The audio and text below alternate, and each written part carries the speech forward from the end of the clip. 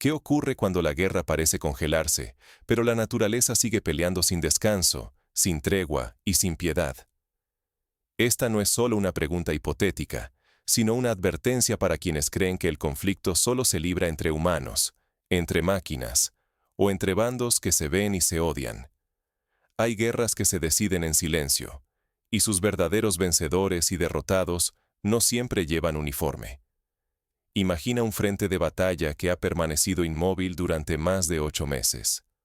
8 meses en los que ni un solo metro de terreno ha cambiado de manos, en los que cada bando observa al otro desde posiciones fijas, convencidos de que la tecnología y la superioridad logística decidirán el desenlace. Es un escenario de estancamiento absoluto, donde la guerra parece haberse convertido en costumbre y rutina. Sin embargo, desde la órbita, las imágenes satelitales muestran algo inquietante que escapa a los ojos y los radares humanos.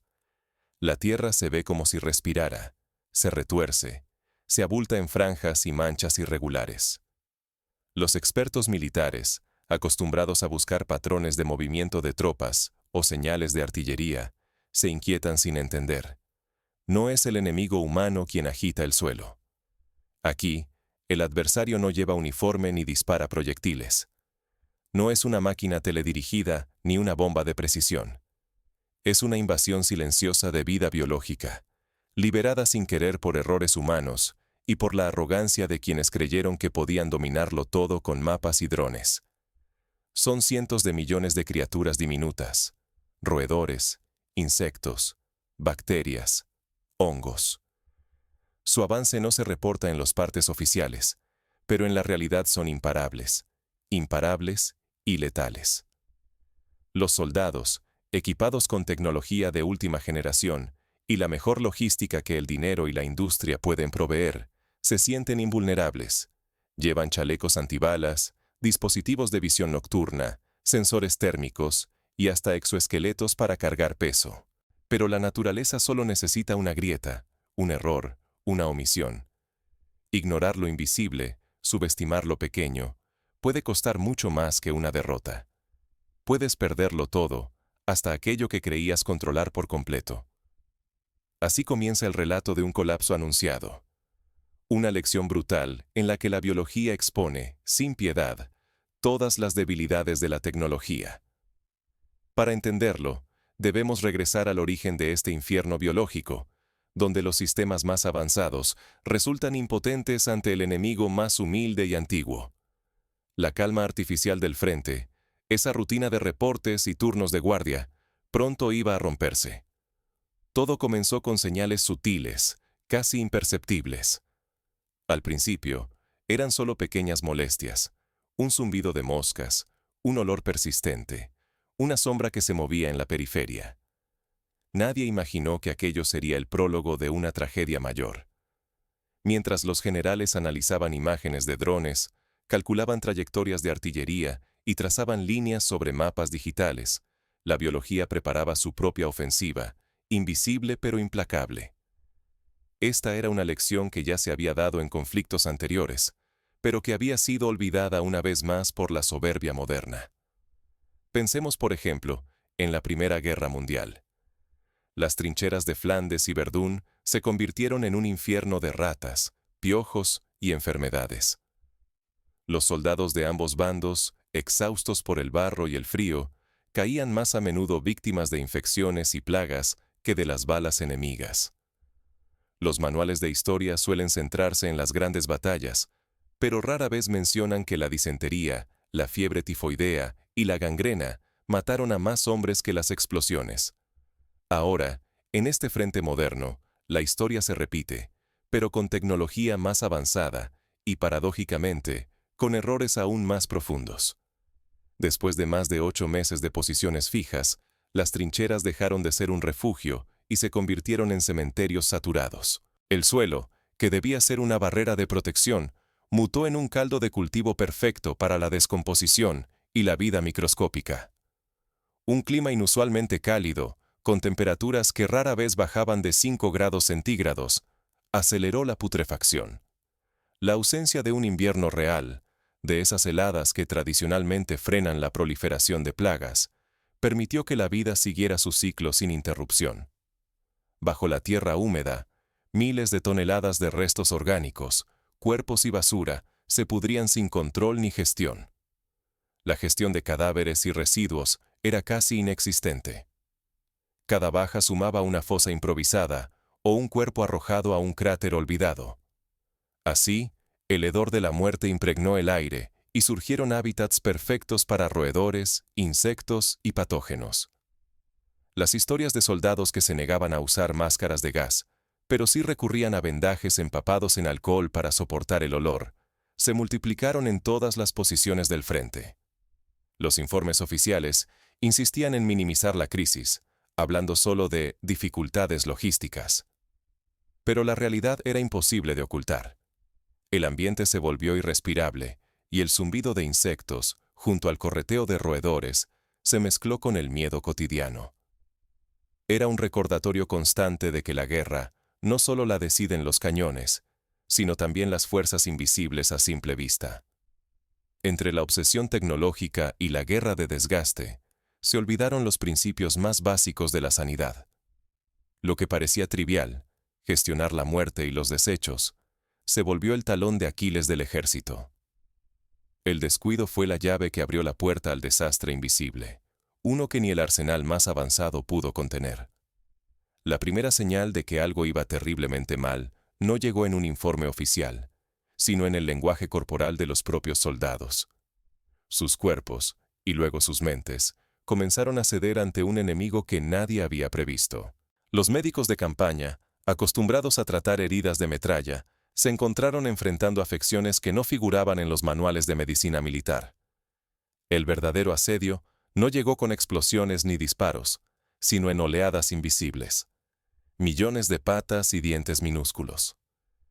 Cuando la línea del frente quedó estancada durante meses, el escenario se transformó en un ecosistema perfecto para el desastre.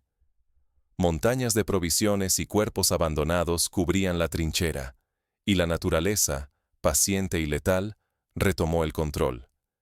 La invasión fue rápida y silenciosa.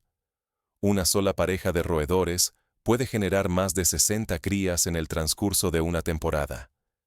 Sin depredadores y con alimento ilimitado, se multiplicaron a un ritmo geométrico. Por cada hectárea, miles de criaturas famélicas. Lo que empezó como una molestia, se convirtió en una marea viviente que devoraba todo sin distinción.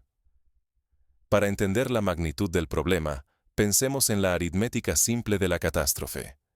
Si una pareja de ratones tiene 60 crías, y al cabo de unas semanas, cada una de esas crías se reproduce, la población se dispara de manera exponencial.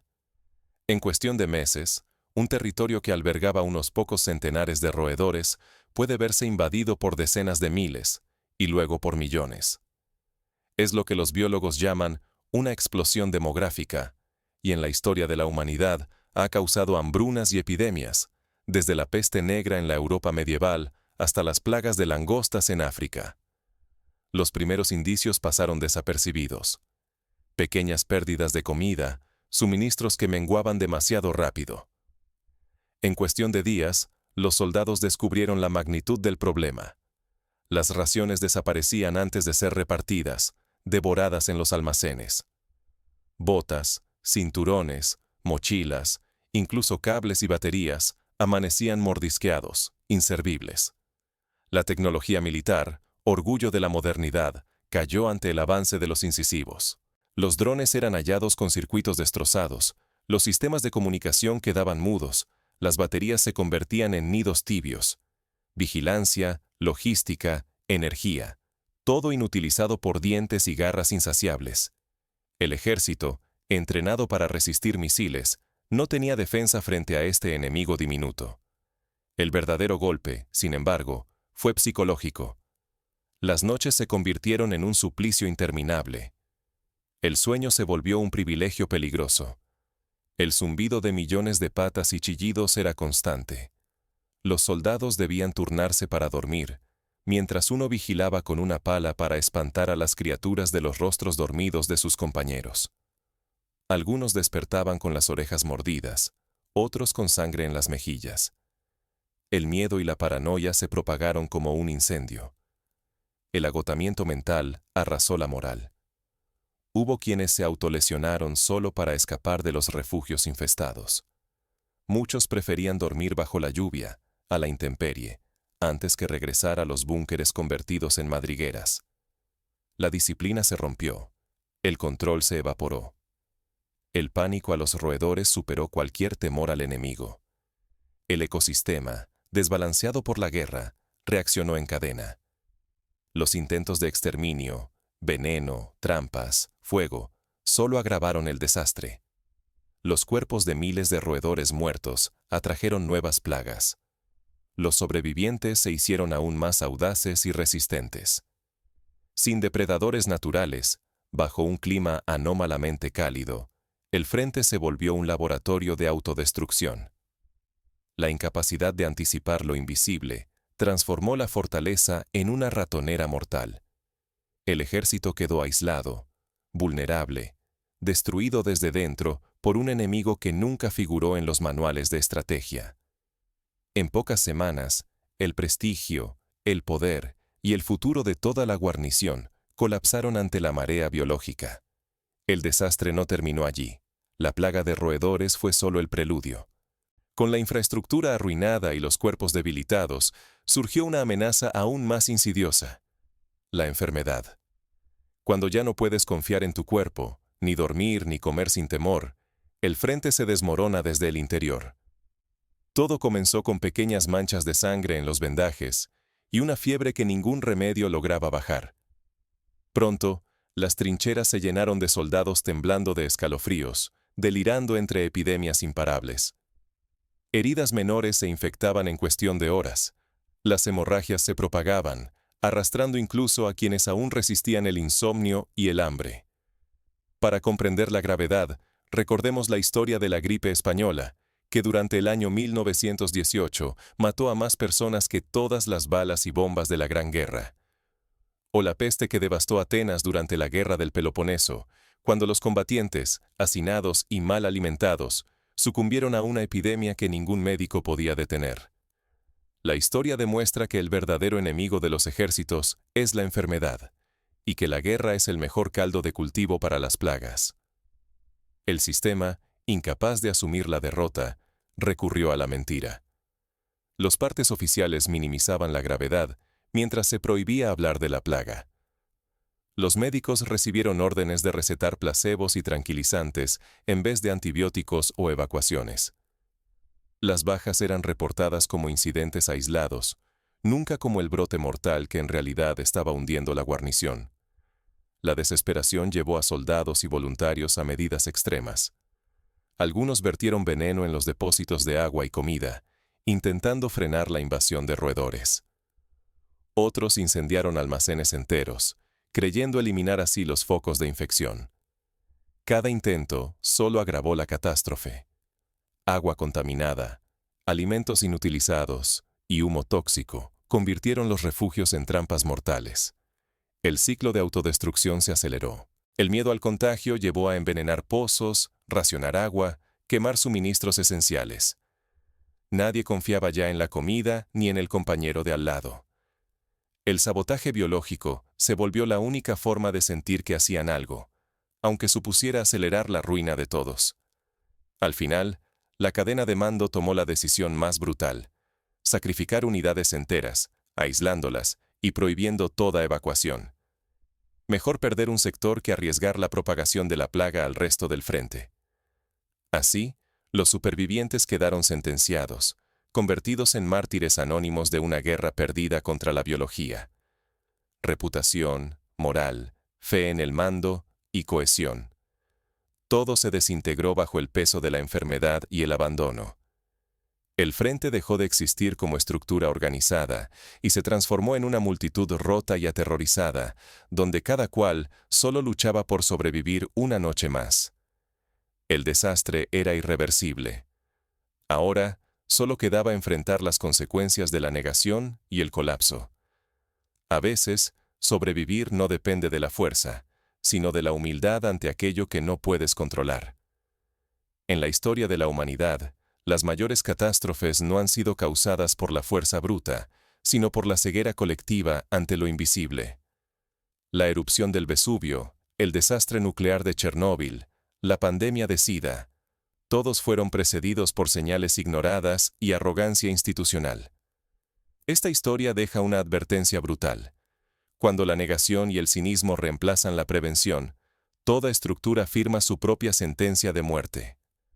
No importaron los drones, ni la artillería, ni los mapas de minas. El enemigo más letal fue la ceguera ante el riesgo biológico, la arrogancia de creer que la naturaleza puede ignorarse sin consecuencias. El desastre no empezó con la invasión, sino con la corrupción y el descuido. Cuando las primeras señales se tacharon de problemas menores y los comandantes confiaron en que el invierno lo resolvería todo, el destino quedó sellado. El enemigo no era solo el invasor, era también esa ceguera institucional, el desprecio por lo pequeño e invisible. En la guerra moderna, como en cualquier sistema complejo, los detalles que parecen insignificantes pueden desencadenar el colapso total. Una plaga de roedores, alimentada por cadáveres y víveres olvidados, demostró que la tecnología sin respeto por lo biológico es una trampa mortal. Ninguna fortaleza resiste cuando se subestima lo que no se ve. Ignorar las señales de la naturaleza tiene un precio altísimo. Puede costar el sistema completo. Lo más cruel es que el verdadero costo solo se revela cuando ya es demasiado tarde.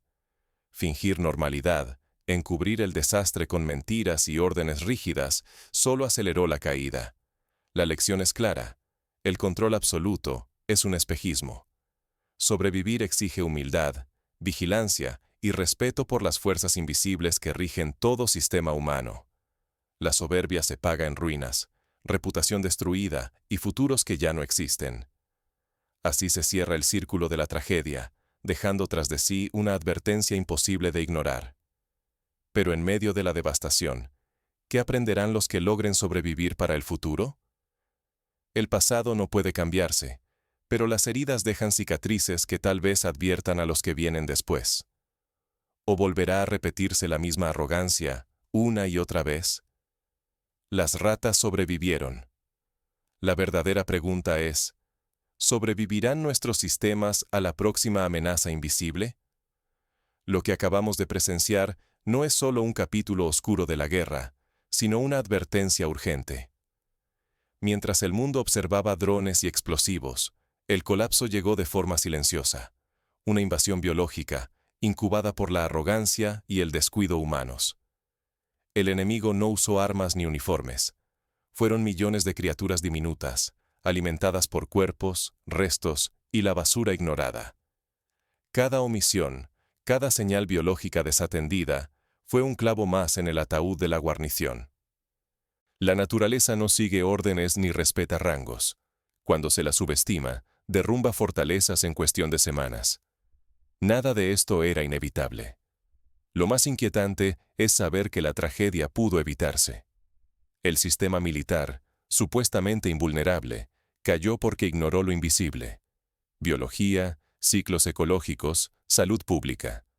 No fue la artillería enemiga la que destruyó la guarnición, sino la ceguera ante el poder de los organismos más pequeños. La lección es brutal. Los riesgos invisibles pueden matar más rápido que cualquier cañón. Una trinchera resiste meses de bombardeo, pero no sobrevive a meses de podredumbre y plaga. Cuando las señales se ignoran y la apariencia de control se impone sobre la realidad, el colapso se vuelve inevitable. No es solo una historia militar. Es un aviso para cualquier sistema complejo. Gobiernos, empresas, infraestructuras. La próxima amenaza invisible puede estar creciendo ahora mismo, en un rincón olvidado, bajo nuestros pies, oculta hasta que ya es demasiado tarde. Si hoy no aprendemos esta lección, la siguiente catástrofe ya se está escribiendo. Con cada decisión que subestime los riesgos biológicos, ecológicos o sanitarios. El precio no será solo el prestigio o los recursos, sino la supervivencia total del sistema. ¿Estamos listos para mirar más allá de lo obvio? ¿O caeremos en el mismo error de quienes pensaron que los muros y los uniformes bastaban para sobrevivir? La historia, al final, No la escriben los que disparan, sino los que sobreviven a las amenazas que nadie quiso ver. Para evitar que esta historia se repita, es imprescindible incorporar prácticas preventivas en todos los niveles del mando. ¿Qué se puede hacer realmente, más allá de reconocer el error? Primero, establecer protocolos estrictos de gestión de residuos y cadáveres, incluso en condiciones extremas. Segundo, monitorear constantemente la presencia de plagas con sensores biológicos y alertas tempranas, no solo con cámaras y radares. Tercero, educar a todas las tropas sobre los riesgos invisibles. Un soldado prevenido puede ser la diferencia entre la supervivencia y el desastre. Y por último, crear equipos interdisciplinarios que incluyan biólogos, epidemiólogos y expertos en salud pública dentro de la cadena de mando. La historia militar y civil está llena de ejemplos donde pequeñas acciones preventivas evitaron grandes catástrofes. Desde la cloración del agua en Londres, en el siglo XIX, que detuvo la expansión del cólera, hasta la vacunación masiva que erradicó la viruela. En cada caso, reconocer el peligro invisible y actuar a tiempo salvó millones de vidas. Así, la verdadera victoria en cualquier sistema no es solo derrotar al enemigo visible, sino anticipar y neutralizar aquello que no se ve, pero puede destruirlo todo. El futuro pertenece a quienes aprenden de los errores y respetan las leyes implacables de la biología y la ecología. La pregunta final queda abierta, pero no indefinida. ¿Saldremos mejores? ¿O la próxima vez, la historia volverá a repetirse, implacable e invisible, hasta que aprendamos la lección?